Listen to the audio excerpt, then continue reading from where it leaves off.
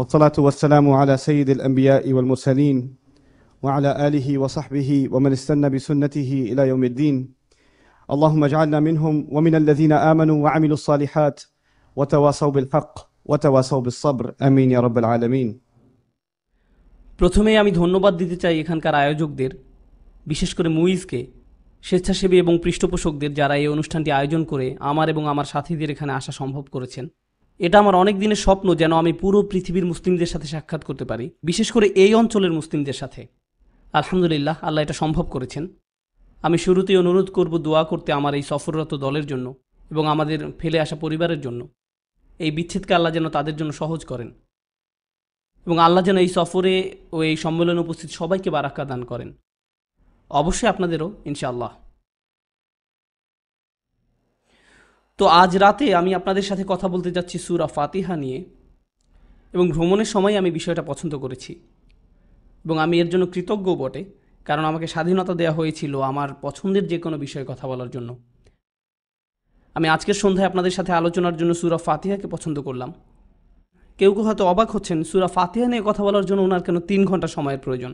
শীঘ্রই এর উত্তর পেয়ে যাবেন আশা করি, হয়তোবা ততটা তাড়াতাড়িও না। আমি যেটা করতে যাচ্ছি তা হলো আপনাদেরকে সূরা ফাতিহা সম্পর্কে এমন কিছু বিষয় জানাবো যা আপনাদের কোরআনের আরও কাছাকাছি আসতে এবং কোরআনের প্রতি বাকি অংশকে নিয়ে একটু ভিন্নভাবে ভাবতে সাহায্য করবে। সম্ভবত আমি আর আপনি এর প্রতি যতটুকু মনোযোগ দিতাম তার চেয়ে একটু বেশি মনোযোগ দিতে পারবো। এবং এর সাথে ইনশাআল্লাহ আমি শুরু করব।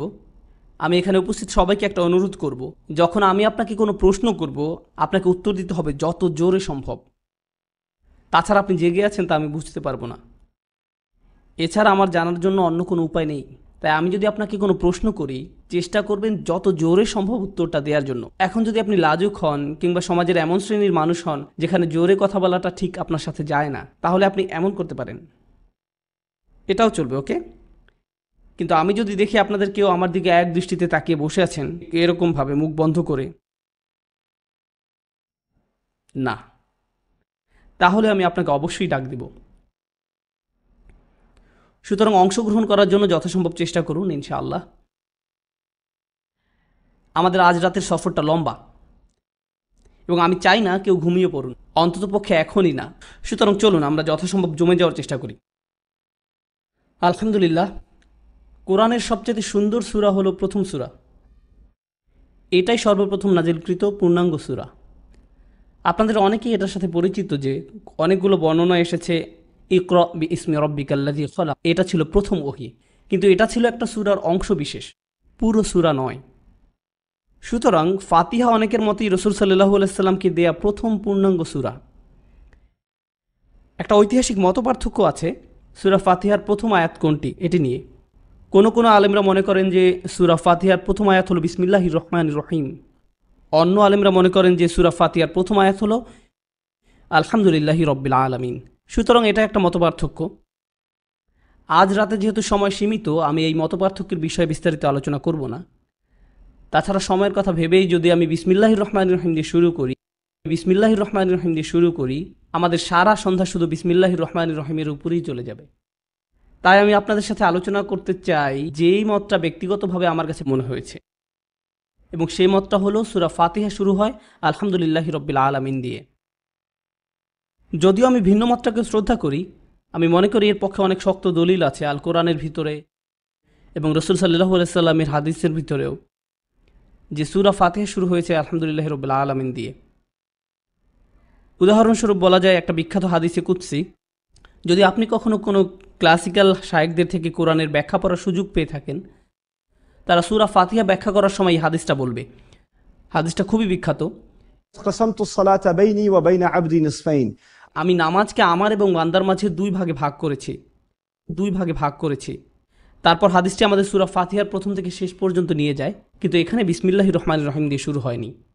ওই হাদিস আমাদেরকে জানায় ইজ ক্বাল আল আবদ আলহামদুলিল্লাহি রব্বিল আলামিন। এখানে শুরু হয়েছে যখন আমার বান্দা বলে আলহামদুলিল্লাহি রব্বিল আলামিন, এবং তারপর হাদিসের বাকি অংশ বিবৃত হয়েছে। এ থেকে বোঝা যায় অনেক স্পষ্ট ইঙ্গিত যে ফাতিহা কী দিয়ে শুরু হয়েছে, আলহামদুলিল্লাহি রব্বিল আলামিন, এবং আল্লাহ তাআলাই ভালো জানেন। তো আমরা এটা দিয়ে শুরু করতে যাচ্ছি। এখন সূরা ফাতিহার প্রথম শব্দটি মুসলিমরা সব সময় ব্যবহার করেন, সব সময়। ওই শব্দটা কি? আলহামদুলিল্লাহ। আমরা এটা ব্যবহার করি আমাদের দৈনন্দিন কথাবার্তায়, একে অপরের সাথে সাক্ষাতের সময়। আপনি কাউকে জিজ্ঞেস করলেন আপনার কি অবস্থা, প্রথম যে কথাটি বেরিয়ে আসে আলহামদুলিল্লাহ, আলহামদুলিল্লাহ, তাই না? এমনকি আপনি কারোর সাথে কথা থামিয়ে দেওয়ার জন্য এটা ব্যবহার করেন। ঠিক আছে, আলহামদুলিল্লাহ, আলহামদুলিল্লাহ। তো আমরা এটা বিভিন্ন মজার ক্ষেত্রেও ব্যবহার করি। কিন্তু আপনি জানেন এই প্রথম শব্দটির দিকে আমরা একটু বেশি মনোযোগ দিতে চাই। একটা ব্যাপার হলো, আমি এই ভাষার একজন ছাত্র। শুধুমাত্র আল্লাহ তাআলা কি বলেছেন তা নয়, বরং কিভাবে বলেছেন এবং আর কিভাবে এটা বলা যায়। তো আমাকে শুরু করতে দিন একটা ছোট অনুশীলনের মাধ্যমে, এবং আমি আপনাদের থেকে একটু জোরে উত্তর আশা করছি। আপনারা এর আগে আলহামদুলিল্লাহি রাব্বিল আলামিনের কি অনুবাদ পড়েছেন বলার চেষ্টা করুন। বলুন, বলুন। সমস্ত প্রশংসা আল্লাহর জন্য, এছাড়া অন্য কিছু? ধন্যবাদ তোমাকে আল্লাহ। এটা খুবই মজার অনুবাদ। ধন্যবাদ তোমাকে আল্লাহ। এটা আমাকে আমার শাশুড়ির কথা মনে করিয়ে দেয়, কারণ একসময় তিনি এত খুশি ছিলেন যে তিনি বলে ফেললেন জাযাক আল্লাহ আল্লাহ। অনেক অনুবাদ বলে সমস্ত প্রশংসা আল্লাহর জন্য, ধন্যবাদ আল্লাহকে, তাই না? কিন্তু আজকে আমি কিছু দিয়ে শুরু করব। হামদ শব্দের অর্থ আরবি ভাষায় দুইটা জিনিস বোঝায়, এবং আমি চাই আপনারা সবাই এটা মনে রাখবেন। হামদ বোঝায় দুইটা জিনিস। এর প্রথম মানে হলো আসানা, যার অর্থ প্রশংসা, প্রশংসা। দ্বিতীয়টি হলো ধন্যবাদ। প্রশংসা এবং ধন্যবাদ এগুলো দুটি ভিন্ন জিনিস, তারা একরকম নয়, তারা একরকম নয়। প্রথমে যে আলোচনা আমি আপনাদের সাথে করব তা হলো প্রশংসা এবং ধন্যবাদের মাঝে পার্থক্য কোথায়। প্রথমত আমি চাই এটা আপনাদের এবং আমাকেও স্মরণ করাতে। আপনি রাস্তা দিয়ে হাঁটছেন, এমন সময় আপনি খুবই সুন্দর একটি গাড়ি দেখলেন। আপনি তখন কি করেন? প্রশংসা না ধন্যবাদ দেন? আশা করি আপনি এটাকে ধন্যবাদ দেন না। যেমন আপনি গাড়িটির কাছে যে হুডের উপর হাত চাপড়িয়ে বলেন না যে তোমাকে ধন্যবাদ BMW, আপনি সেটা করেন না। আপনি বলেন চমৎকার গাড়ি, আপনি প্রশংসা করেন। প্রশংসা একটা ভিন্ন বিষয়। এখন উদাহরণস্বরূপ আপনি এমন কারো বাসায় গেলেন যার মাত্রই বাচ্চা হয়েছে। যদিও আমার ব্যক্তিগত মতামত হলো সদ্যজাত বাচ্চা দেখতে বয়স্ক লোকের মতো, কিন্তু আপনি যাবেন এবং সুন্দরভাবে বলবেন খুব সুন্দর, ওয়াও খুব সুন্দর, খুব সুন্দর। যদিও তাকে দেখতে অদ্ভুত লাগে কিংবা ডাইনোসরের মতো। আমি এটা বলতে পারি, আমার 6টা বাচ্চা আছে, আমার একটুও লজ্জা লাগে না। যাই হোক, আপনি একটি পরিবারের কাছে যান এবং বলেন কি চমৎকার বাচ্চা। আপনি এখন কি করলেন?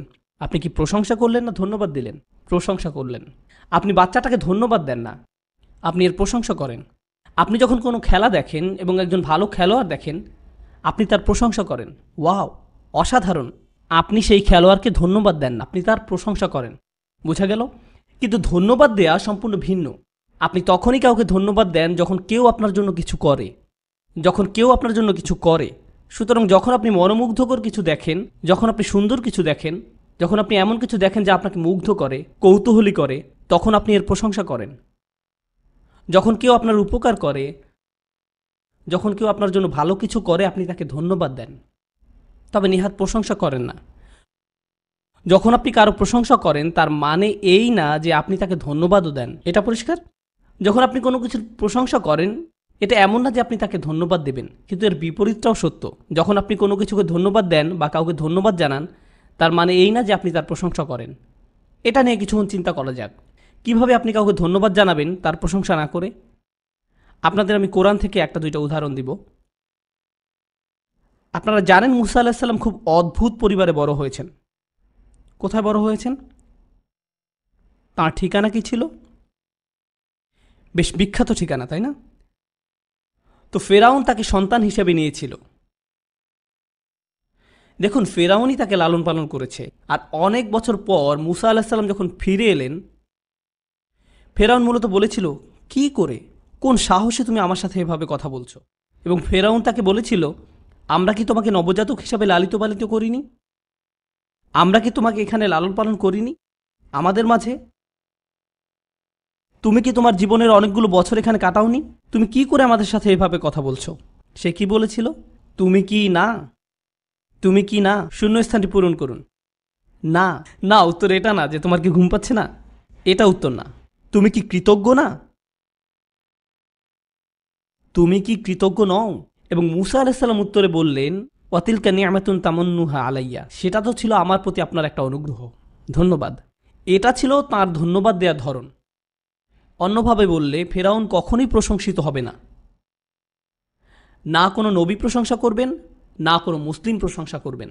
কিন্তু যখন সে কারো প্রতি অনুগ্রহ করে তখন সে কি প্রাপ্য? ধন্যবাদ প্রাপ্য। প্রশংসা ছাড়াও ধন্যবাদ জানানো সম্ভব।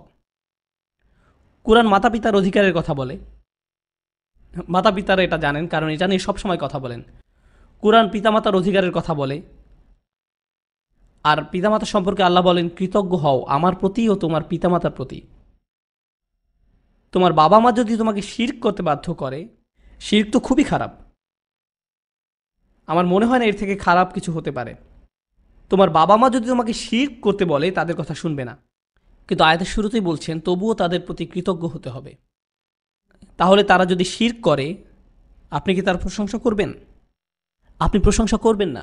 কিন্তু যেহেতু তারা আপনার বাবা মা, আপনি কি করবেন? ধন্যবাদ দিবেন। তবুও তাদের ধন্যবাদ দিবেন। ইব্রাহিম আলাইহিসসালামের কথা ভাবুন, তিনি তার বাবার কাজটার প্রশংসা করতেন না, কিন্তু তবুও তিনি কৃতজ্ঞ ছিলেন, তাই না? তাই আমি বলতে চাচ্ছি আপনাদের সাথে প্রথম কথা হবে আল হামদ নিয়ে। সূরা ফাতিহাতে হামদ মানে দুইটা বিষয়, আপনারা কি সেগুলো বলতে পারেন? প্রশংসা এবং কৃতজ্ঞতা। এবং এ দুটোই কি একই নাকি ভিন্ন? ভিন্ন। আর আপনি চাইলে কৃতজ্ঞ না হয়েও প্রশংসা করতে পারবেন, আবার প্রশংসা না করেও কৃতজ্ঞ হতে পারেন। এখন চলুন দেখি আল্লাহ রাব্বুল আলামিন আলহামদুলিল্লাহতে কি বলছেন। আল্লাহ বলছেন প্রশংসা আল্লাহর জন্যই। তিনি এটাও বলছেন কৃতজ্ঞতাও আল্লাহর জন্যই, এবং তিনি যে কোনো একটার কথা বলছেন না। যদি আরবিতে বলে আল মাদহু লিল্লাহ, এর অর্থ দাঁড়ায় প্রশংসা আল্লাহর জন্য। অনুবাদ ঠিকই আছে, কারণ মাদহ অর্থ শুধু প্রশংসা, প্রশংসা। যদি বলা হয় আশ-শুকরু লিল্লাহ, যদি এমন বলা হয় তবে এর অর্থ এটা মানতে সমস্যা নেই, আল্লাহর জন্য কৃতজ্ঞতা, আল্লাহর জন্য কৃতজ্ঞতা। কিন্তু আল্লাহ বলছেন আলহামদুলিল্লাহ, এর অর্থ একই সাথে দুটোই। তাহলে আলহামদুলিল্লাহ কিভাবে ভালো? আসলে এটা ভালো কয়েকটা কারণে। প্রথমত, যখন আপনি কোনো কিছুর প্রশংসা করেন সেটা আসলে নাও হতে পারে। ধরুন আপনি খুব দ্রুত গাড়ি চালাচ্ছেন, পুলিশ অফিসার আপনাকে থামালেন, তাকে দেখেই আপনি বললেন চমৎকার হ্যাট, আজকে তোমাকে অসাধারণ লাগছে। আপনি তার প্রশংসা করছেন, কিন্তু আসলে করছেন না। আপনি আশা করছেন আপনাকে যেন টিকিট না ধরায়, এটাই তো, তাই না? অথবা তরুণদের মধ্যে হয়তো কেউ খুব খারাপ রিপোর্ট কার্ড পেল, তারপর বাড়িতে গেলে আর বলল, আম্মা রান্না তো আজ খুব মজার হয়েছে, অথচ তিনি এখনো রান্নাই করেননি। আপনি প্রশংসা করছেন, কিন্তু সেটা খাঁটি নয়। প্রশংসা মিথ্যেও হতে পারে।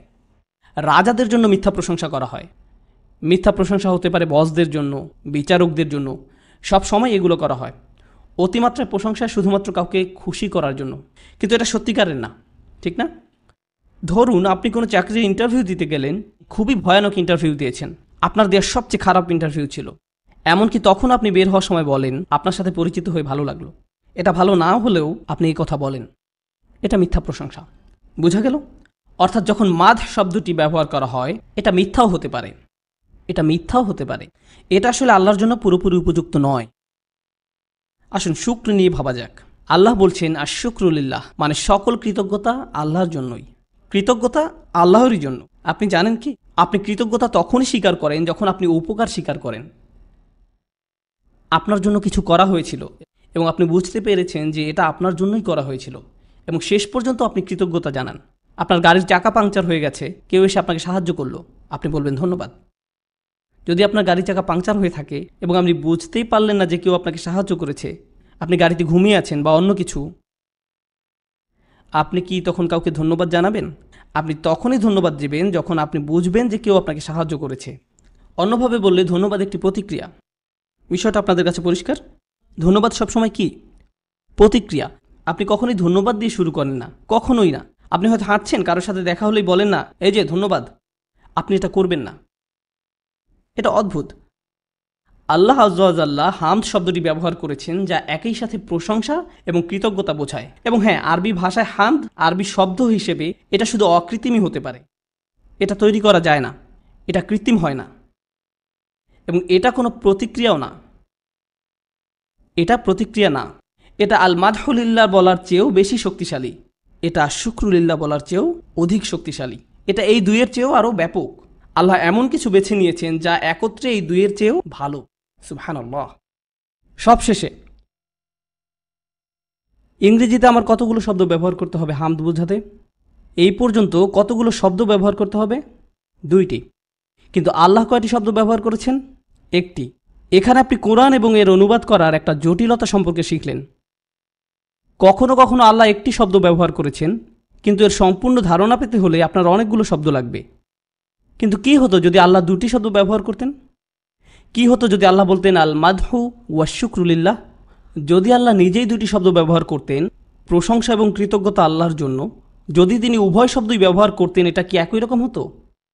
আসলে হতো না। আরবি ভাষার একটা সুন্দর নীতির জন্য এটা একই রকম হতো না। সত্যি বলতে এটা আসলে সকল ভাষারই একটা মূল নীতি। আরবিতে একটি প্রবাদ আছে, খায়রুল কালামি মা কাল্লা ওয়াদাল্লা, যার অর্থ হলো সবচেয়ে ভালো কথা সেটাই যেটা অল্প শব্দে সম্পূর্ণ ভাব প্রকাশ করে। অল্প শব্দ ব্যবহার করে সম্পূর্ণ ভাব প্রকাশ করে, এটাই সবচেয়ে ভালো কথা।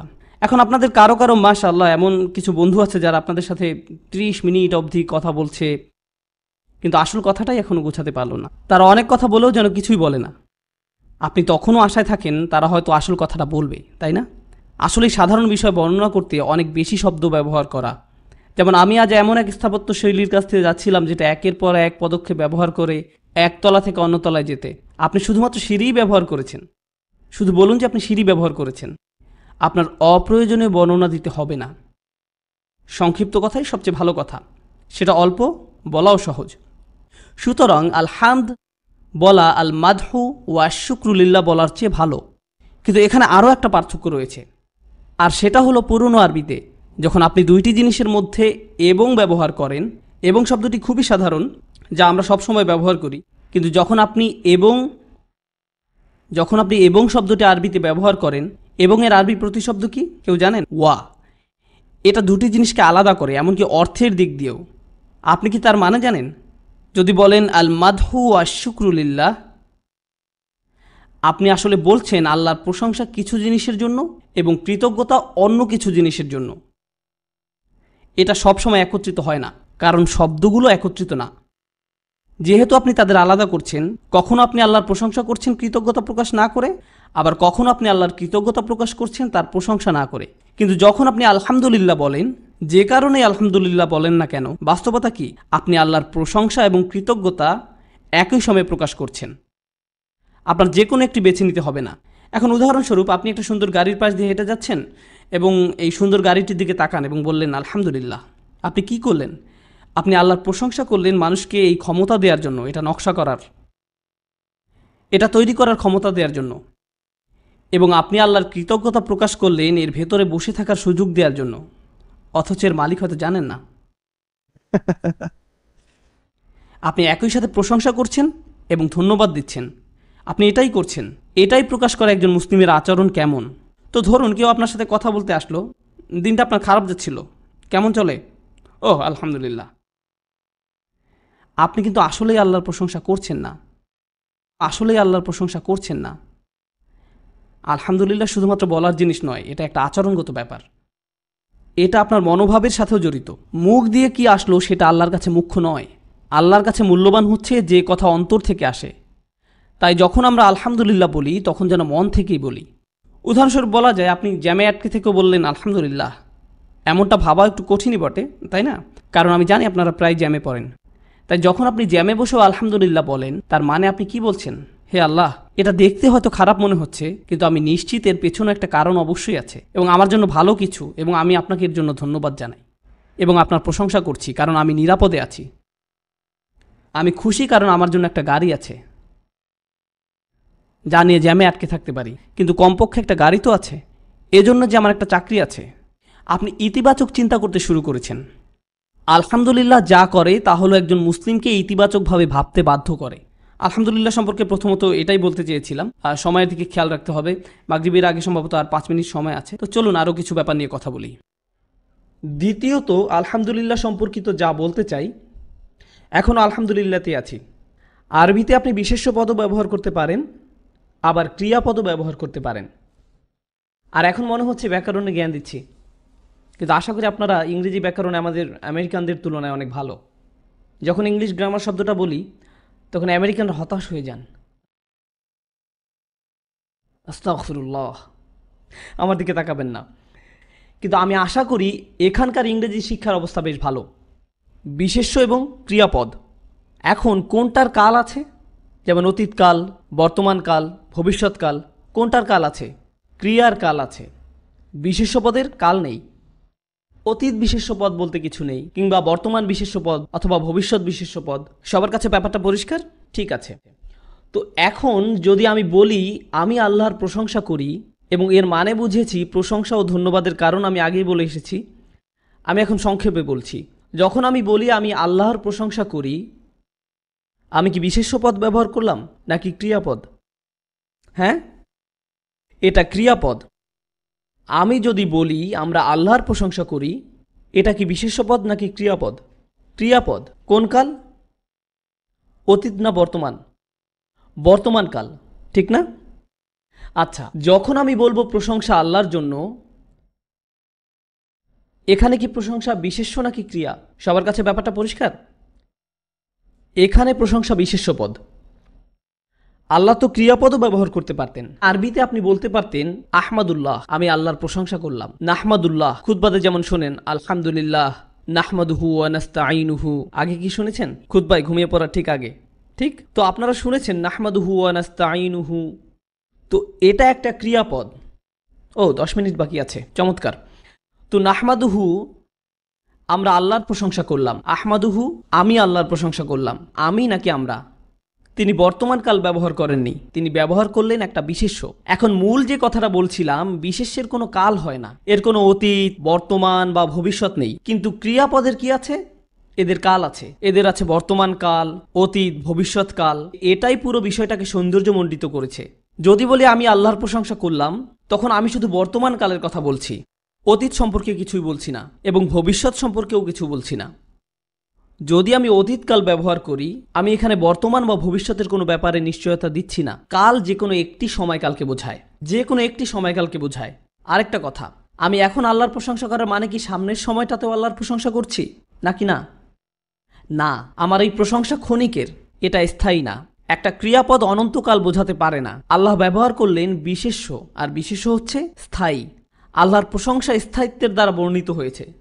জানেন এর মানে কি দাঁড়ায়? মানে দাঁড়ায় আমি হয়তো এখন আল্লাহর প্রশংসা করছি, কিন্তু আল্লাহর প্রশংসা সর্বদাই বিদ্যমান, এবং আমি চিরকাল থাকবো না, কিন্তু আল্লাহর প্রশংসা চিরকালই থাকবে। আল্লাহর প্রতি কৃতজ্ঞতা চিরকালই থাকবে। আমার জন্য এটা থেমে থাকবে না। আলহামদুলিল্লাহর বাস্তবতা হলো এটা আমার উপর নির্ভরশীল না, এবং এটাই বিশেষ্য আর ক্রিয়ার আলোচনার দ্বিতীয় অংশ। মনোযোগ দিন, আশা করি বিষয়টা বোঝাতে পারবো। যখন ক্রিয়াপদ ব্যবহার করেন, তার মানে ক্রিয়া করার জন্য কাউকে লাগবে, এটাই হচ্ছে কর্তা। এটাকে আরবিতে বলে ফাইল। ক্রিয়ার জন্য কর্তা লাগে। হঠাৎ করে কথার মাঝে আপনি বলে উঠতে পারবেন না পরীক্ষায় ফেল করেছে। কে ফেল করলো? আপনি বলতে পারেন না গায়েব হয়ে গেছে। কে গায়েব হয়ে গেল? ও, আমার কলম গায়েব হয়ে গেছে। দেখলেন, যখন ক্রিয়া ব্যবহার করবেন তখনই তা করার জন্য কাউকে লাগবে। আপনার একটা কর্তা দরকার, শুধু একটা ক্রিয়া দিয়ে চলবে না, এর কোনো অর্থ দাঁড়ায় না, বরং তা গোলমাল পাকাবে। কিন্তু বিশেষ্য করার জন্য কাউকে লাগে না, বিশেষ্যর কোনো কর্তা লাগে না। বিশেষ্য নিজেই স্বাধীন। একটা আপেল একটা আপেলই, আপনাকে বলতে হবে না সেটা কে খেয়েছে, এমন কোনো প্রয়োজন নেই, এটা একাই যথেষ্ট। যখন আল্লাহ হামদ কথাটা ব্যবহার করলেন, তিনি এটাকে স্বাধীন করে দিলেন, এর কাউকে দরকার নেই। যদি তিনি ক্রিয়া ব্যবহার করতেন, তখন এর কাউকে দরকার ছিল, তাই না? দরকার ছিল এমন কাউকে যে প্রশংসা করবে, হয় আমি অথবা আপনি কিংবা আমরা। কিন্তু আল্লাহ ব্যাপারটাকে কোনো ব্যক্তি কিংবা সত্তার নির্ভরশীলতা থেকে মুক্ত রাখলেন। এটা সবাই বা সব কিছু আল্লাহর প্রশংসা করার চেয়েও অনেক শক্তিশালী। কারণ যদি সবার বা সব কিছুর কথা বলাও থাকতো, তবুও তা বোঝাতো বর্তমানে যারা বা যা কিছু আছে তাদের। কিন্তু আল্লাহ বিষয়টাকে সময় দিয়ে বেঁধে রাখলেন না, যারা প্রশংসা করে বা করবে তাদের দিয়েও না। সুবহানাল্লাহ, আল্লাহ আমাদের আলহামদুলিল্লাহ বলার মুখাপেক্ষী নন। যখন আমরা আলহামদুলিল্লাহ বলি, আমি আল্লাহকে স্বীকৃতি দেই যে আল্লাহর আমাদের দরকার নেই, বরং আমাদের দরকার আল্লাহকে। শুধুমাত্র আলহামদুলিল্লাহ শব্দের মাধ্যমে আমরা এই সাক্ষ্য দিচ্ছি। তো আমি এতক্ষণ আপনাদের কি বললাম? যখন আমরা আলহামদুলিল্লাহ বলি, তা আমাদেরকে আশাবাদী করে তোলে। এই বিষয়টা আমি আপনাদেরকে প্রথমে জানিয়েছিলাম। তা আমাদের বিনয়ী করে তোলে। এটা আমাদের বোঝায় যে কোনো কিছুই আমাদের উপর নির্ভর করে না, বরং আমরা আল্লাহর উপর নির্ভর করি। আল্লাহ আমাদের উপর নির্ভরশীল নন এবং আমাদেরকে তার প্রয়োজনও নেই। আলহামদুলিল্লাহ বলে আমরা তার কোনো উপকার করছি না। আলহামদুলিল্লাহ বলেই আমরা শুধুমাত্র আমাদেরই উপকার করছি। আরেকটু বাকি আছে, আমার মনে হয় আমি শেষ করতে পারবো। আদেশ এক ধরনের ক্রিয়াপদ। একটি বিশেষ ধরনের ক্রিয়াপদ হলো আদেশ। যেমন আরবিতে আপনি বলতে পারেন ইহমাদুল্লাহ, আল্লাহর প্রশংসা করুন, আল্লাহর প্রশংসা করুন। এটা অনুরোধও হতে পারে, যেমন চলুন মাগরিব পড়ে আসি। অথবা আপনি আপনার সন্তানকে বলতে পারেন আমার জন্য পানি নিয়ে এসো, তাই না? সুতরাং উদাহরণস্বরূপ, যখন আমি আমার বাসায় থাকি এবং আমার মেয়েকে বলি হুসনা আমাকে পানি এনে দাও, সে দুটি কাজ করতে পারে। যখন আপনি কাউকে কোনো আদেশ করেন, তার কাছে দুইটি উপায় থাকে, তাই না? উপায় দুইটি কি? হয়তো সেটি করবে অথবা করবে না। যদি আমি হুসনাকে বলি আমাকে পানি এনে দাও, সে দুইটি কাজ করতে পারে। হয়তো সে আমাকে পানি এনে দেবে অথবা সে আমাকে পানি এনে দেবে না। ওর এই দুইটি উপায়ই আছে। যদি আল্লাহ কাউকে বলেন আল্লাহর প্রশংসা করো, কোন দুইটি জিনিস হতে পারে? কেউ প্রশংসা করবে, কেউ করবে না। কাজেই যখন আপনি কাউকে কিছু করতে বলবেন, বল এখন তাদের কোর্টে, এটা তাদের উপর নির্ভর করে, হয়তো তারা এটি করবে অথবা করবে না। আল্লাহ এমনভাবে প্রশংসা করার ব্যাপারটি বলেননি যে তা আমাদের ইচ্ছার উপর নির্ভর করবে। তিনি আমাদের কোর্টে বল ছেড়ে দেননি। ইচ্ছা হলে করবে, না হলে করবে না, কি বা আসে যায়? এটা আল্লাহরই ছিল। আলহামদুলিল্লাহ এখনও আছে, সব সময়ই থাকবে। এটা চিরকালই থেকে যাবে। মানুষ আসবে যাবে, প্রজন্ম আসবে যাবে, পৃথিবীর পরিবর্তন হবে, আল্লাহর প্রশংসা অপরিবর্তিতই থাকবে। এটাই বাস্তবতা। আমার মনে হয় এই 2 মিনিটই শেষ করতে পারবো। এখানে যতটুকু সম্ভব সংক্ষেপ করব। আশা করছি আলহামদুলিল্লাহ নিয়ে আলোচনা শেষ করতে পারবো, অন্তত শেষের কাছাকাছি যেতে পারবো। শুধুমাত্র আলহামদ, আমরা এখানে লিল্লাহ নিয়ে আলোচনা করিনি, শুধু আলহামদ নিয়েই বলেছি। লিল্লাহ না হয় নামাজের পরেই আলোচনা করব, ঠিক আছে? আলহামদ নিয়ে শেষ আরেকটি বিষয়। আরবের ভাষাতত্ত্ববিদগণ 2 ধরনের যোগাযোগের কথা বলেন। ভাষাবিজ্ঞানে তারা বলেন যে যোগাযোগ 2 ধরনের। এটা তথ্যবহুল বা অনুভূতিপূর্ণ। জুমলা ইনশাইয়া, জুমলা খাবারিয়া। কালামে ইনশাই, কালামে খাবারি। এটি একটি পরিভাষা, এটা আপনাদের না জানলেও চলবে। এটা আপনাদের ঈমান বা অন্য কিছু বাড়াবে না। আপনাদের আমি সহজ করে বলি। হয় আপনি এমন কোনো কথা বলবেন যা আপনার অনুভূতি প্রকাশ করে, অথবা কথার মাধ্যমে তথ্য আদান প্রদান করেন। 2 ধরনের কথা আছে। এখন এটা সত্যি খুবই টেকনিক্যাল এবং দুর্বোধ্য মনে হচ্ছে, আমি সহজ করে দিচ্ছি। যখন আমি কাউকে বসিয়ে কিছু বোঝানোর চেষ্টা করি, এটা কি তথ্যের আদান প্রদান নাকি অনুভূতির? যখন আমি কাউকে কিছু বুঝাই, তথ্যের আদান প্রদান। যেমন আমি আপনাদের সাথে সূরা ফাতিহা নিয়ে আলোচনা করছি অথবা আলহামদুলিল্লাহ নিয়ে কথা বলছি, এগুলো তথ্যবহুল কথাবার্তা। আমরা মাগরিবের জন্য একটা বিরতি নেব, আপনারা চেয়ার ছেড়ে উঠে যাবেন। ইয়া আল্লাহ, আমি সামনের সারিতে বসেছিলাম, কেউ যেন আমার জায়গাটা না নেয়। ধরুন শেষ বৈঠকে বসে আছেন, সালাম ফেরানোর ঠিক আগ মুহূর্তে আপনি ঠিক করলেন কি? আসসালামু আলাইকুম রহমতুল্লাহ, আসসালামু আলাইকুম রহমতুল্লাহ, এবং অনেকে অনেক দোয়া করবেন। তারপর আপনি এখানে ফিরে আসলেন এবং আপনার চেয়ারটি পাওয়ার জন্য অন্যদের কোনোই মেরে সামনে আসলেন, এবং আপনার চেয়ারটি ফাঁকা দেখে আপনার প্রথমে মুখে কি চলে আসবে? আলহামদুলিল্লাহ। এমনও হতে পারে যে ওই সময় ওই হলে কেউই আসেনি। আপনি ভাবছেন ভুল জায়গায় চলে আসলাম না তো? কিন্তু আপনি যখন আলহামদুলিল্লাহ বলেন এবং সেখানে কেউ থাকে না, আপনি কি কাউকে জানানোর জন্য আলহামদুলিল্লাহ বলেন? না। তাহলে কেন আপনি আলহামদুলিল্লাহ বলেন? আবেগ প্রকাশের জন্য। যদি আমি কাউকে আলহামদুলিল্লাহ সম্পর্কে শেখাই, তখন আমি তথ্যবহুল হবার চেষ্টা করব। কিন্তু যদি আমি নিজেই নিজেকে একই কথা বলি, তখন তা হয়তো হবে আবেগের কথা। পার্থক্যটা বোঝা গেল? এখন আসুন এই ব্যাপারে কথা বলা যাক। খুতবাতে, যখন মসজিদে খুতবাতে উপস্থিত হন, খতিব সাহেব শুরু করেন এভাবে, ইন্নাল হামদালিল্লাহ। কখনো শুনেছেন?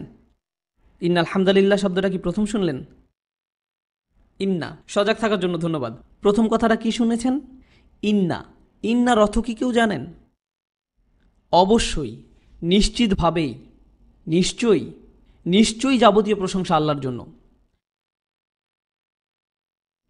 এখন কোনটি বেশি শক্তিশালী, আল্লাহর জন্য যাবতীয় প্রশংসা নাকি নিশ্চয়ই আল্লাহর জন্য যাবতীয় প্রশংসা? কোনটা শুনতে বেশি শক্তিশালী মনে হচ্ছে?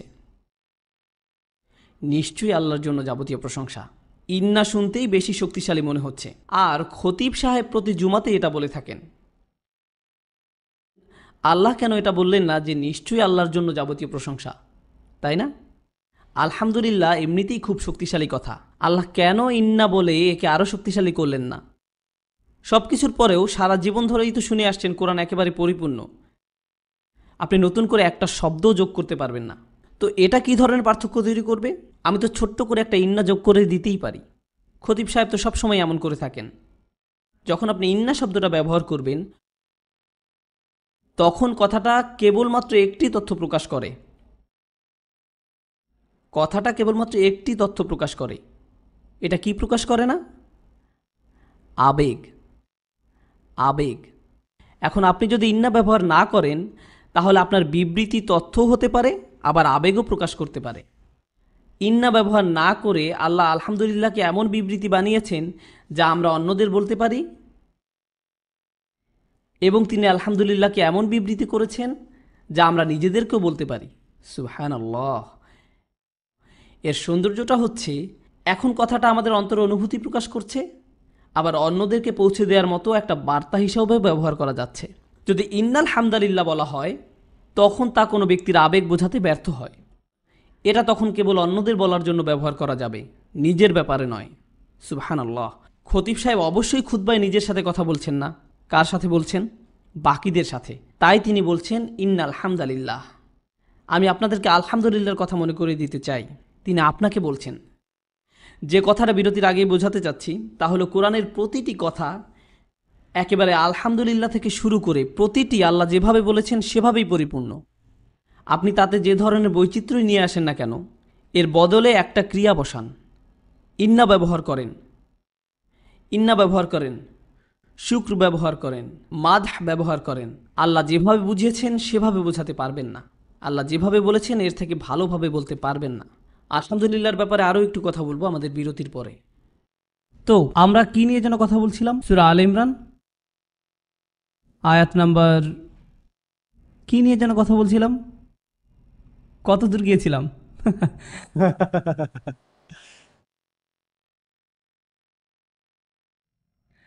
তো আপনারা আশা করি ইংরেজি ভাষা সম্পর্কে পরিচিত। আমি দুটি বাক্য বলবো, আপনারা আমাকে বলবেন কোনটা শুনতে স্বাভাবিক লাগছে। আমি দুপুরের খাবার খেয়েছি, এটা প্রথম বাক্য। দ্বিতীয় বাক্য, দুপুরের খাবার আমি খেয়েছি। কোনটা শুনতে আপনাদের স্বাভাবিক লাগছে? আমি দুপুরের খাবার খেয়েছি, ঠিক আছে। তারা স্কুলে গেল, স্কুলে তারা গেল। কোনটা শুনতে স্বাভাবিক মনে হচ্ছে? কোনটা শুনতে স্বাভাবিক মনে হচ্ছে?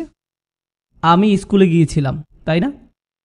কিন্তু যদি আমি বলি স্কুলে তারা গিয়েছিল, আপনি কি তবুও আমার কথা বুঝতে পারবেন? ঠিক আছে, এটা স্বাভাবিক আর অন্যটা অস্বাভাবিক, কিন্তু দুটোই বোঝা যাচ্ছে, তাই না? ঠিক আছে। আসলে ব্যাপারটা এটা নয় যে আমি আপনাদের বোঝাতে যাচ্ছি ইউডাইস্টার ওয়ার্সে কিভাবে কথা বলে, স্ট্রং দ্য ফোর্সেস। কিন্তু আমি আসলে বলতে চাচ্ছি যে আরবিতে মাঝে মধ্যে বাক্যের শব্দক্রম পরিবর্তিত হয় এবং এটা অস্বাভাবিক করে। যখন আপনি ঈদের নামাজে হেঁটে যান, যখন আপনি ঈদের নামাজে গাড়ি চালিয়ে যান, আল্লাহু আকবার, আল্লাহু আকবার, লা ইলাহা ইল্লাল্লাহ, আল্লাহু আকবার, আল্লাহু আকবার, ওয়া আমরা কি বলি? লিল্লাহিল হামদ। লিল্লাহি আল হামদ। ফাতিহাতে কি বলেন? আলহামদুলিল্লাহ। শব্দগুলো একই, কিন্তু বলা হয়েছে উল্টো করে। এবং এমনটা শুধু ঈদের নামাজের জন্যই না, কোরআনেও এমনটা আছে। ওয়ালিল্লাহিল হামদ রব্বিস সামাওয়াতি ওয়াল আরদ রব্বিল আলামিন, কোরআনেই আছে। কখনো কখনো আল্লাহ বলেন আলহামদুলিল্লাহ, আসলে আল্লাহ 7 বার বলেছেন আলহামদুলিল্লাহ, এবং কয়েকবার কোরআনেই পাবেন লিল্লাহিল হামদ, লিল্লাহিল হামদ। দুঃখজনক বিষয় হলো এর সবগুলোই একইভাবে অনুবাদ করা হয়। কিন্তু তারা আসলে একই জিনিস না, দুইটা ভিন্ন জিনিস। এবং আল্লাহ কেন ফাতিহাতে আলহামদুলিল্লাহ বলেছেন এবং কি পার্থক্য তৈরি হয়েছে তিনি লিল্লাহিল হামদ না বলাতে? আলহামদুলিল্লাহ নিয়ে বলার শেষ কথাগুলোর একটা হবে এটা, আরবিতে যখন অস্বাভাবিক ক্রম ব্যবহার করবেন, চলুন ফিরে যাই আগের আমি দুপুরে খাবার খেয়েছিলাম, এটাকে অস্বাভাবিকভাবে বলাটা কেমন ছিল? দুপুরের খাবার আমি খেয়েছি, মনে পড়ছে? যখন আপনি অদ্ভুতভাবে কথাটা বলছেন তখন আপনি আসলে বলছেন আমি অন্য কিছু খাইনি, আমি শুধু দুপুরের খাবার খেয়েছি। কিন্তু আরবির ক্ষেত্রে অনলি বা শুধু শব্দটা দরকার পড়ে না, তারা শুধু ক্রমটাকে ওলটপালট করে দিলেই তা বোঝা যাবে। যদি আমি বলি তারা স্কুলে গিয়েছে, এটা স্বাভাবিক, কিন্তু যদি বলি স্কুলে তারা গিয়েছে, আমি আরবির দৃষ্টিকোণ থেকে আসলে কি বোঝাচ্ছি? আরবির যুক্তি অনুযায়ী আমি বলছি তারা শুধু স্কুলেই গিয়েছে, তারা সিনেমা হলেও যায়নি, তারা খেলতেও যায়নি, তারা কাজেও যায়নি, তারা শুধু স্কুলেই গিয়েছে, আর কোথাও যায়নি। বোঝা গেল? যখন আপনি ক্রমটা উল্টে দেন তখন সেটা অর্থের সাথে একটা অতিরিক্ত শব্দ যোগ করে। কোন শব্দটা যোগ করে? শুধুমাত্র। এবং আমি চাই আপনারা এই শব্দটাকে একটু অন্য দিক থেকে ভাবুন, যেন ভালো করে বুঝতে পারেন।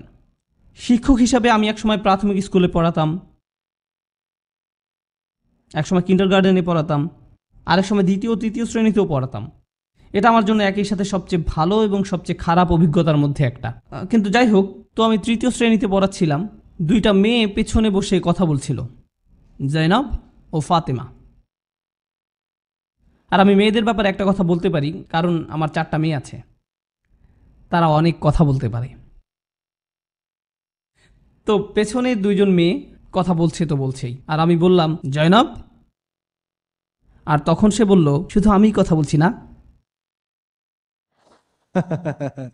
এখন যখন সে বলল শুধু আমি একাই কথা বলছিলাম না, তখন সে আসলে কি বোঝালো? যদি আমি প্রিন্সিপালের অফিসে যাই তাহলে ফাতেমাকেও যেতে হবে।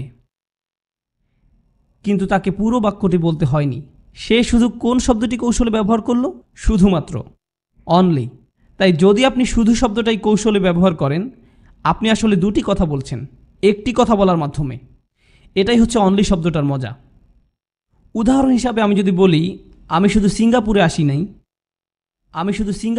নাই, আমি কিন্তু বেশি কিছু বলিনি, কিন্তু আপনি বুঝছেন তাই না?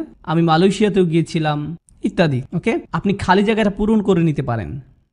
এখন আল্লাহ মাঝে মাঝে বলছেন লিল্লাহিল হামদ, হামদ শুধুমাত্র আল্লাহর জন্য, হামদ শুধুমাত্র আল্লাহর জন্য, বাকিটা পূরণ করুন। এখানে আরও আছে, এটা দ্বারা আরও বোঝা যায় হামদ শুধু আল্লাহর জন্য। আমি উত্তরের জন্য অপেক্ষা করব, হয়তো এটা বেমানান দেখাবে, কিন্তু আমার কিছু আসে যায় না। হামদ শুধু আল্লাহর জন্য, খুব ভালো, আর কারোর জন্য না, এটা আর কারোর জন্য না, আর কারোর জন্য না, ফুল স্টপ। যখন আপনি বলেন শুধুমাত্র, তখন আপনি আসলে বলছেন হামদ শুধুমাত্র আল্লাহর জন্য এবং আর কারোর জন্য নয়। আল্লাহ বলেননি লিল্লাহিল হামদ 45 নম্বর সূরায়, সূরা জাসিয়া 45 নম্বর সূরার শেষ অংশে। ব্যাপারটা অবিশ্বাস্য যে পুরো 45 নম্বর সূরাটা হচ্ছে শিরকবাদীদের সাথে বিতর্ক।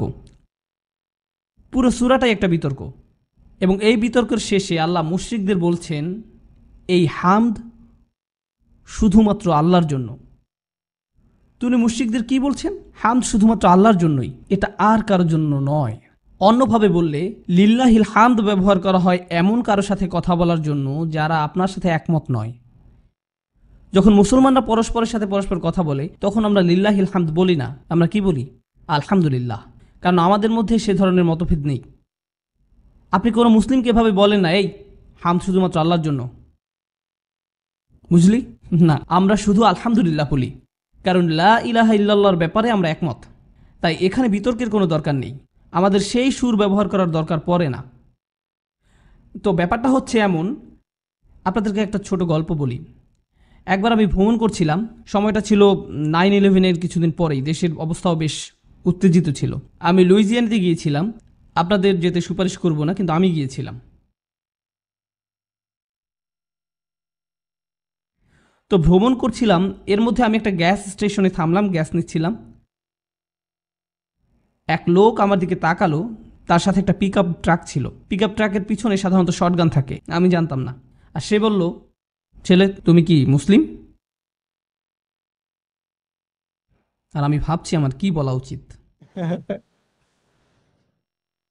আমি যদি বলি না আমি নিউ ইয়র্ক থেকে এসেছি, এটা তাদের জন্য আরো খারাপ শোনাবে। আমি বললাম প্রভুর প্রশংসা, প্রভুর প্রশংসা। আমি যখন বললাম প্রভুর প্রশংসা, তিনি আমিন বলে চলে গেলেন।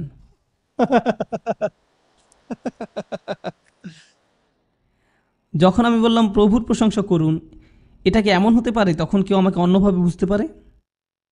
তা কি সম্ভব? যদি আমি তাকে বলতাম প্রশংসা আল্লাহর জন্য, গুলি করে দিত। কিন্তু প্রভুর প্রশংসা করুন কথাটা ভিন্নজন ভিন্নভাবে বুঝেছে। তাহলে আমি পরবর্তী পয়েন্টে যাচ্ছি। পরবর্তী পয়েন্ট হচ্ছে, আল্লাহ এভাবেই আমাদের কাছে তাঁর পরিচয় দিয়েছেন সূরা ফাতিহায়। তিনি এটাকে একটা বিতর্কের বিষয় করেননি, তিনি আমাদের বকাবকি করেননি কোরআনের শুরুতেই। তিনি আমাদের বলতে চেয়েছেন যে আলহামদুলিল্লাহ কোনো বিতর্কের বিষয় না, এটা এমন কিছু যা আপনার আগে থেকেই জানেন, এটা আপনার হৃদয়ে আগে থেকেই ছিল, তাই কোনো দরকার নেই লিল্লাহিল হামদ বলার। এর বদলে আল্লাহ কি বললেন? আলহামদুলিল্লাহ। আলহামদুলিল্লাহ জানেন এটা আমাদের কি শেখাচ্ছে? আলহামদুলিল্লাহ আমার অন্তরে আগে থেকেই আছে, আমার এর ব্যাপারে আশ্বস্ত হতে হবে না, আমার মধ্যে গেঁথে দিতে হবে না। মুশরিকরা এটা হারিয়ে ফেলেছিল, তাই তাদেরকে এটা আবার দিতে হবে। তাই তিনি কি ব্যবহার করলেন? লিল্লাহিল হামদ। এটা পরবর্তী অংশ। এটা সত্যিই মজার। আল্লাহর কমপক্ষে কয়টি নাম রয়েছে? 99টি নাম। আল্লাহ বললেন না আলহামদুলিল রহমান, আলহামদুলিল রহিম, আলহামদুলিল মালিক, আলহামদুলিল খালেক, আলহামদুলিল ওয়াহাব, আলহামদুলিল কাহার। সবগুলোই ঠিক আছে, সবগুলোই ঠিক আছে, কোনোটাতেই ভুল না। আল্লাহ কেন ব্যবহার করলেন আলহামদুলি? আল্লাহ, ফাতিহা হচ্ছে আল্লাহ নিজের পরিচয় দিচ্ছেন। যখন আপনি কারো কাছে নিজের পরিচয় দেন, আপনি আপনার বিবরণ বলেন নাকি নাম বলেন? আপনি নাম বলেন। আপনি যদি আমার নাম না জানেন, আমি এসে বলবো না আসসালামু আলাইকুম আমি একজন শিক্ষক। কি? আসসালামু আলাইকুম আমি নোমান। আমি যদি বলি আসসালামু আলাইকুম আমি একজন শিক্ষক, অন্যজন কি বলবে? ওয়ালাইকুম সালাম, আপনি অদ্ভুত বটে, এরপর হেঁটে চলে যাবে। আপনি আপনার পরিচয় দিতে গিয়ে বিবরণ দেবেন না, আপনি আপনার পরিচয় দেবেন নাম দিয়ে। আরেকটা ব্যাপার হচ্ছে, চলুন আরেকটু বিশ্লেষণ করি। ধরুন আল্লাহ শব্দটি এখানে নেই, শব্দটি সরিয়ে দিন, তাহলে কি বাকি থাকলো? আলহামদুলি রব্বিল আলামিন। আলহামদুলি রব্বিল আলামিন। আমি আপনাদের পূর্ণাঙ্গ অনুবাদটা বলছি না। হামদ জগৎসমূহের প্রতিপালকের জন্য, এভাবেই এটা অনুবাদ করা হবে, ঠিক না? এবং আপনি আল্লাহ শব্দটি ব্যবহার করছেন না। মনে আছে আমি কি বলেছিলাম? প্রভুর প্রশংসা। এটা কি কারোর জন্য বিভ্রান্তির কারণ হতে পারে? যখন আপনি কাউকে বলবেন এই প্রশংসা জগৎসমূহের প্রতিপালকের জন্য, এটা কি সম্ভব যে তাদের কাছে রব্বুল আলামিন বলতে অন্য কিছু বোঝায়? এখন আমি যদি আমার সেই লুজিয়ানার বন্ধুকে বলতাম আল্লাহর প্রশংসা করো, তার জন্য সেখানে বোঝার কিছু বাকি থাকবে না যে আমি আসলে আল্লাহর কথা বোঝাচ্ছি। কোরআনেই এমনটা আছে। কোন নবীকে জাদুকরের সাথে লড়তে হয়েছিল? কোন নবীকে জাদুকরের সাথে লড়তে হয়েছিল? মুসা আলাইসাল্লাম। মুসা আলাইসাল্লাম জাদুকরদের মুখোমুখি হলেন। তারা ফেলল তাদের দড়ি এবং লাঠি, আর তিনি তার লাঠি ফেললেন। মুসা আলাহিসাল্লামের লাঠি বাকিগুলোকে খেয়ে ফেলল। জাদুকরদের কি হলো? তারা কি করল? তারা সিজদায় পড়ে গেল। ফেরাউন মঞ্চে দাঁড়ানো, আর তারা সিজদা করছে, এবং ফেরাউন কিছুই বুঝে উঠতে পারছে না কি হচ্ছে এগুলো। তোমরা কি দ্বিতীয় পর্বের জন্য তৈরি হচ্ছ, নাকি এটা জাদুরই অংশ, না কি এটা আসলে কি? তারা সিজদা থেকে উঠল এবং বলল আমরা বিশ্বাস আনলাম রব্বিল আলামিনের উপর। তারা সিজদা থেকে উঠল এবং বলল আমান্না বি রব্বিল আলামিন। ফেরাউন এখনও দ্বিধান্বিত। সে বলল ও বুঝেছি বুঝেছি, আমার কথাই বলছো। কারণ সে ভাবছিল কে রব। যখন তারা বলল আমান্না বি রব্বিল আলামিন, ফেরাউনের তাতে কোনো সমস্যা ছিল না। সে ভাবছিল আর বলো। তারা বোঝালো আরে না, রব্বে মুসা ও হারুন, মুসার রব হারুনের রব, তুমি না। তাদেরকে পরিষ্কার করতে হয়েছিল। যদি তারা শুধু বলতো রব্বিল আলামিন, ফেরাউনের তাতে কোনো সমস্যা ছিল না। বোঝা গেল? তাই আল্লাহ শব্দটি গুরুত্বপূর্ণ। আলহামদুলিল্লাহতে আল্লাহ শব্দটি গুরুত্বপূর্ণ। কিন্তু আরেকটা খুবই চমৎকার ব্যাপার আছে। যখন আমি একজন চিত্রকরকে ধন্যবাদ দেই, একটা চিত্রকর্মের দিকে তাকিয়ে কিংবা সে আমাকে একটা ক্যালিগ্রাফি বানিয়ে দেওয়ার কারণে, আমি যদি বলি আপনাকে ধন্যবাদ, আমি আসলে কেন ধন্যবাদ দিলাম তাকে? তার চিত্রকর্মের জন্য। যখন আপনি একজন শিক্ষককে ধন্যবাদ দেন যেভাবে তারা আপনাকে শিক্ষা দিয়েছেন তার জন্য, যখন আপনি ধন্যবাদ দেন এমন একজনকে যে আপনাকে সাহায্য করেছে, সে আপনার প্রতি যে সাহায্য করেছে তার জন্য। ধন্যবাদ খুবই নির্দিষ্ট, আপনার জন্য যা করা হয়েছে তার জন্য। প্রশংসাও তেমনি খুব নির্দিষ্ট। আপনি একটা পর্বতের সৌন্দর্য প্রশংসা করেন এর সৌন্দর্যের জন্য, আপনি মুক্ত বাতাসের সজীবতার প্রশংসা করেন কারণ আপনি এটা অনুভব করেছেন। কিন্তু আপনি যদি বলেন আলহামদুলিল্লাহ খালেক, ধন্যবাদ সৃষ্টিকর্তার জন্য, তখন আপনি আল্লাহকে শুধুমাত্র যে কারণে প্রশংসা করছেন তা হচ্ছে সৃষ্টি করার জন্য। আপনি যদি বলেন আলহামদুলিল্লাহ হাকিম, প্রশংসা ও ধন্যবাদ মহাপ্রজ্ঞাময়ের জন্য, তখন আপনি আল্লাহর যে গুণটির জন্য প্রশংসা করছেন তা হলো তার প্রজ্ঞা। আমি কি করে আল্লাহর সব ব্যাপারে প্রশংসা করতে পারি এবং আমি কোনো কিছুই বাদ দিব না? যে সব বিষয় আমি চিন্তা করতে পারি, যেসব বিষয় আমি চিন্তা করতে পারি এবং যেসব বিষয় আমার চিন্তার বাইরে, সব কিছু একটা বাক্যতেই পাবো, যাতে আমি সত্যিকার অর্থে এক বাক্যে আল্লাহর প্রতি কৃতজ্ঞতা প্রকাশ করতে পারি, যেভাবে তার প্রতি কৃতজ্ঞতা প্রকাশ করা উচিত। আমার হাতে একমাত্র উপায় কি? আলহামদুলিল্লাহ, এটাই একমাত্র উপায়। এগুলো হচ্ছে আলহামদুলিল্লাহর ব্যাপারে অল্প কিছু কথা, যেসব অনুশীলন আপনার সাথে করলাম সেসব ক্লান্তিকর অনুশীলন।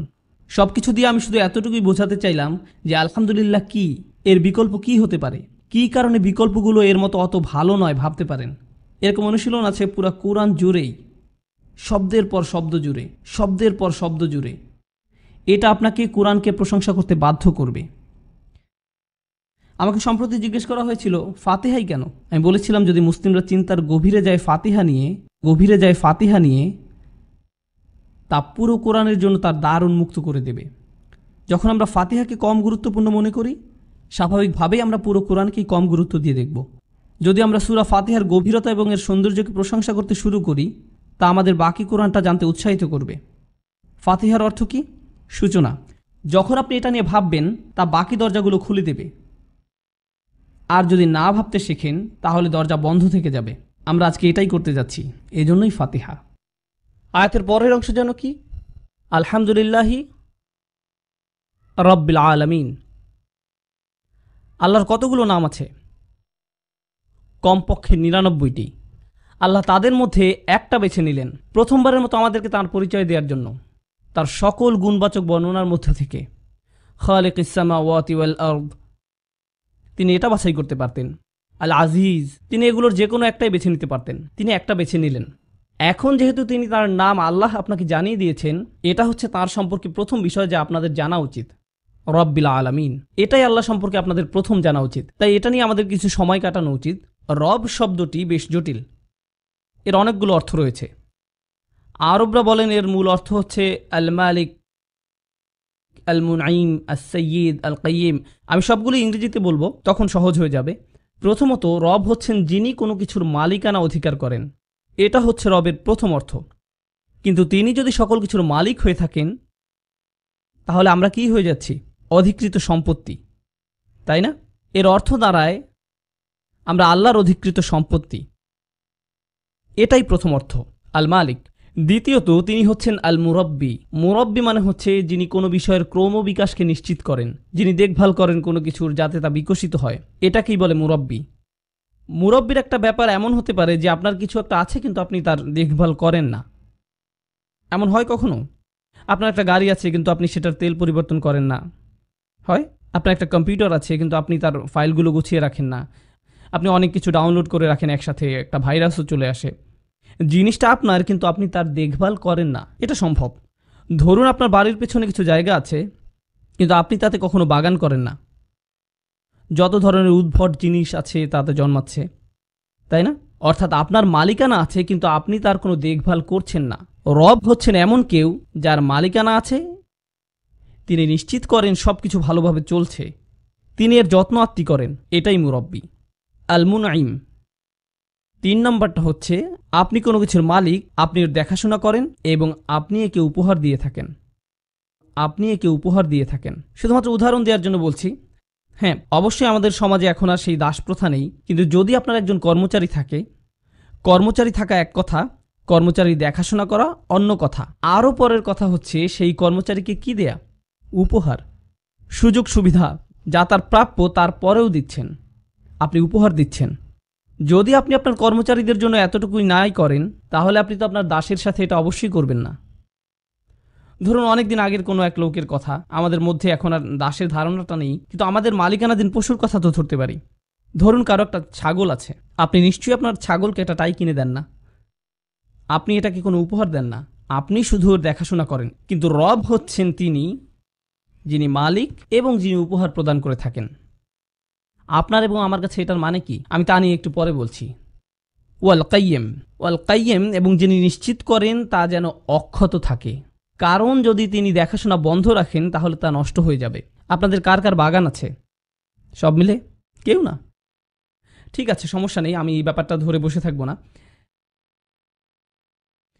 মাঝে মধ্যে দেখবেন বাগানে কিছু স্পর্শকাতর গাছ থাকে, আপনি যদি একদিন তাদের যত্ন না নেন তাহলে তা নষ্ট হয়ে যাবে। আপনারা অনেকেই মাছের যত্ন নেন, যদি একদিন না খাওয়ান,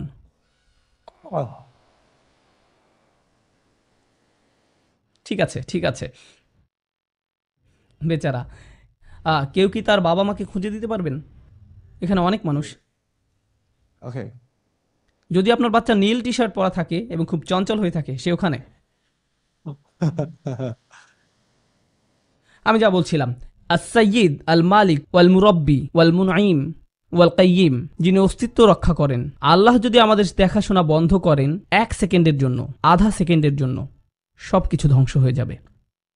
আমার হাতে রক্ত সঞ্চালিত হচ্ছে, হৃৎপিণ্ডের প্রতিটি অনুকম্পন হচ্ছে, কারণ আল্লাহ তা হতে দিচ্ছেন। আল্লাহ একে নির্দিষ্ট পরিমাণে রেখেছেন। যদি তিনি 1 সেকেন্ডের জন্য এর প্রতি লক্ষ্য না রাখেন, এটা শেষ হয়ে যাবে, সব শেষ হয়ে যাবে। এটাই হচ্ছে কাইয়্যিম। এর মানে হচ্ছে আমরা সম্পূর্ণভাবেই নির্ভরশীল আল্লাহর উপর, প্রতিনিয়ত নির্ভরশীল। এবং সবশেষে রবের শেষ অর্থটা হচ্ছে আস-সাইয়্যিদ। এর অর্থ যার পূর্ণ ক্ষমতা রয়েছে, যার পূর্ণ ক্ষমতা রয়েছে। এমনটা কি সম্ভব যে আপনি কোনো কিছুর মালিক কিন্তু এর উপর আপনার পূর্ণ কর্তৃত্ব নেই? আপনার একটা গাড়ি আছে কিন্তু আপনি যেভাবে খুশি সেভাবেই গাড়িটা চালাতে পারেন না? এটা কি সম্ভব?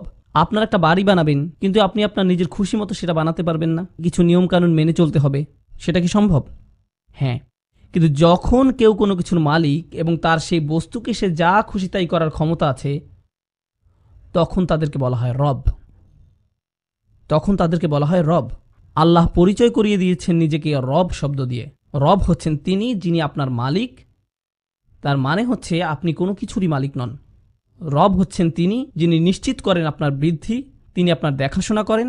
তিনি এমন না যে আপনার মালিক কিন্তু আপনার দেখাশোনা করেন না।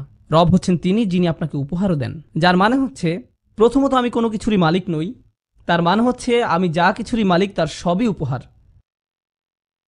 আমি আমার হাতের জন্য টাকা দেই না। আপনি আপনার হাত বিক্রি করার জন্য কতটা আগ্রহী? একটা পায়ের জন্য, একটা নাকের জন্য, একটা চোখের জন্য আপনি কত টাকা দিতে রাজি আছেন? সুবহানাল্লাহ, অমূল্য উপহার, তাই না?